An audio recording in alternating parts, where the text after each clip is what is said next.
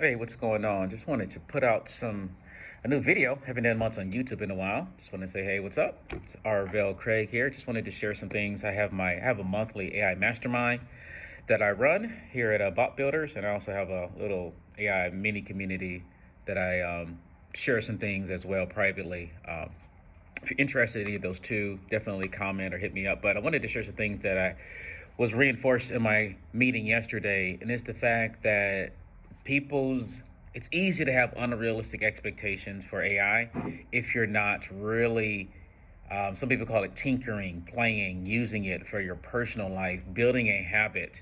So I just wanted to kind of first stress and encourage you to spend daily time as a habit using AI and kind of stretching yourself, whether it's personal or business, whether it's just using ChatGPT or Gemini or whatever you can get your hands on. You have to exercise using it regularly in order to even get an idea of what's realistic and possible. Because as a business, you may want to hire a company, you want to find a developer, find some real smart person. Hey, can you have AI do this, do that for me? But is it even realistic? And unless you, as a leader, are really spending time stretching yourself and trying different things, can you even realize or honestly understand what's realistic and what's possible? So you have to have that habit of playing around with it, ideally on a daily basis. And then you can kind of get a vision and an idea of what some practical use cases, what's realistic to do.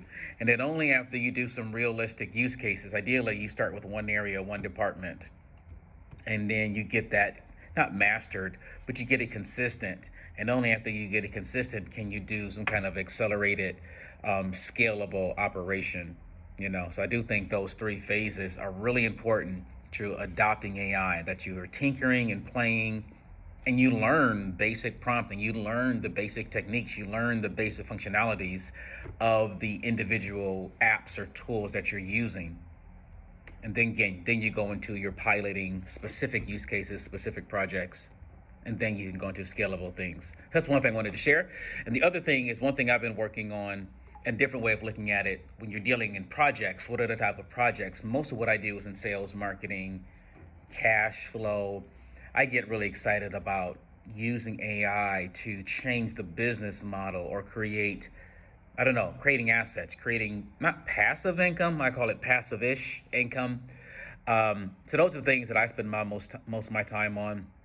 But other than sales, marketing, and business model reinvention, there's also the basics of fulfillment and operations, right? When somebody hires you, what are the things that you do on a regular basis, day in and day out? Step one, step two, step three, step four. Do you have an SOP? Do you have a list of processes and steps? And if you can list out all the processes and steps that you have to accomplish a task that's on a consistent basis, it is very realistic that you can piece by piece start replacing those different tasks with AI. And if you cannot replace a task, a step with AI, it's probably because you haven't broken it down enough. You just don't understand the details, or you don't understand just how to translate what you do in everyday life into AI. Or you don't have not saying a vocabulary or an experience of, again, about what can AI actually and realistically do. So the more you understand what AI can do, the better you can translate and communicate and figure out, how do I break this down into a step that I can replace with AI? But that's in that fulfillment aspect, the things you do every day, or maybe you're in an operations type of role. So you're not exactly part of the cost of doing business, but you're doing reports or doing other research or things outside of the actual fulfillment of the service that you deliver. But either way, if you do something in a repetitive way, logically, if you can think logically about the steps of what you do in your job, it is very realistic that you can get AI to do that. And that leads me to the last point that I heard this one lady say. She mentioned that every SME, every subject matter expert is going to need to upgrade their identity from the expert, kind of like from the chief cook to the chief recipe writer.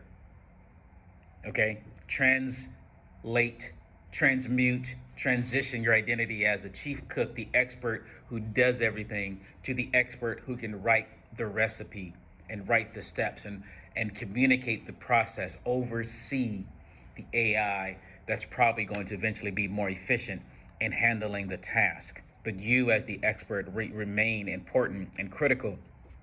Your thought process, the way you understand the way things need to be done is still important.